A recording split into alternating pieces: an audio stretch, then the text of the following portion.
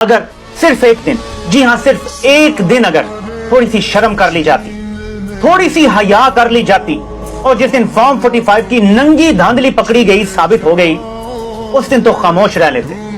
नाज़रीन, अलामिया जारी हुआ है। ये सब कुछ 9 मई के जो करने वाले थे वो बचने के लिए कर रहे हैं, शोर डाल रहे हैं। अलामिया जारी हुआ है कि 9 मई वालों को छोड़ा नहीं जाएगा, सबको कानून के नीचे लाया जाएगा।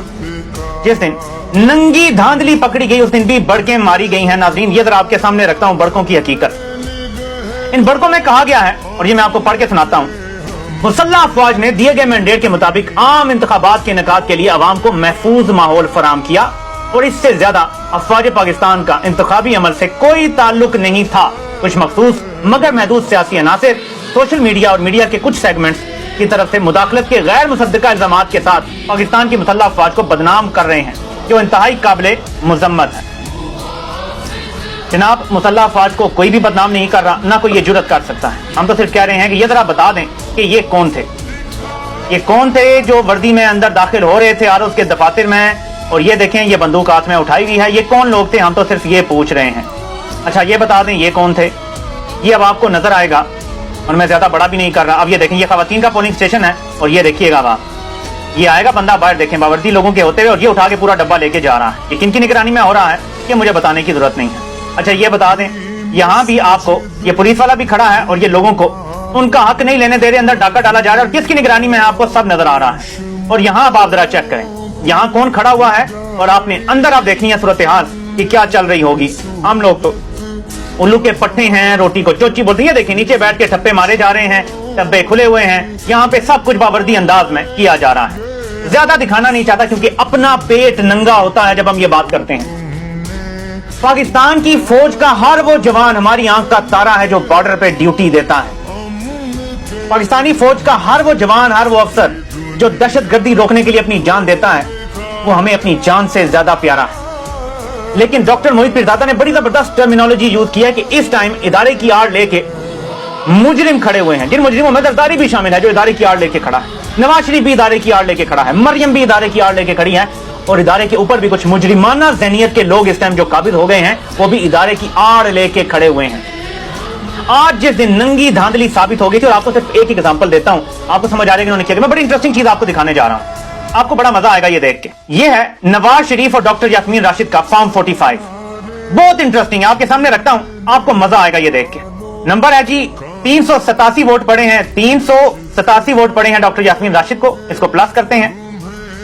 नवाज शरीफ को पढ़ने वाले वोट इन्होंने लिखे हुए हैं 1284, जबकि नवाज शरीफ को असल वोट जो पड़ा है वो पड़ा है 284, और ये मैं आपको साबित करके दिखाता हूं कैलकुलेटर के जरिए। 284 हम यहां इसमें जमा करेंगे जो नवाज शरीफ को वोट मिला है, इसमें मजीद प्लस करेंगे हम जो वोट नेक्स्ट हाईएस्ट है वो है 45, ये हमने डाल दिए। इसके बाद नेक्स्ट वोट हैं, जमा करें तो 14, फिर जमा करें तो नेक्स्ट वोट बनते हैं 24, वो डालते हैं, फिर नेक्स्ट वोट बनते हैं 4, और फिर बनते हैं 5, तो जमा 4 और जमा 5। इसको हम अगर इक्वल टू करते हैं तो ये बनता है 763 टोटल वोट।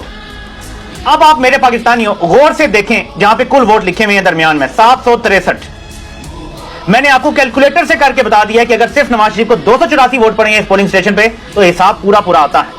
अब इन्होंने पूरा हिसाब तब्दील नहीं किया, लेकिन सिर्फ और सिर्फ 284 के आगे 1 लगा दिया और इसको 1284 बना दिया कि नवाज शरीफ को इतना वोट पड़ा है इस पोलिंग स्टेशन पे।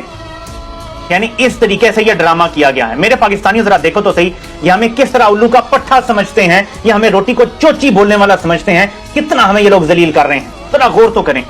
यानी इनको लगता है कि पाकिस्तानी अवाम को कोई भी बंदा चूना लगा सकता है, पाकिस्तानी अवाम का कोई पुरसाने हाल नहीं है, कोई पूछने वाला नहीं है। लेकिन अब हम इनको पूछेंगे। आप कहते हैं कोई मुदाखलत नहीं हुई, तो फिर ये कौन सी खलाई मखलूक है जिसने 284 को 1284 बनाया, जबकि साबित होता है फॉर्म में कि टोटल वोट 763 हैं जो पड़े हैं। टोटल वोटों से ज्यादा वोट खाली नवाज शरीफ को पड़ गए। यही ख्वाजा आसिफ के हुआ है हल्के में, यही बाकी सबके हल्कों में हुआ है। और मैं नून लीग से सवाल करता हूं कि तुम्हारा तायाद कायद, तुम्हारा लीडर, 3 बार का साबिक वजीर आजम, जिसको तुम कहते थे कि पाकिस्तान को नवाज दो, वो अपने 2 आबाई हल्कों से हार गया है, और तुम ये हमें कहते हो कि हम यकीन कर लेंगे तुम्हारे गामे माजे जो हैं वो जीत गए हैं, लेकिन नवाज शरीफ हार गया है।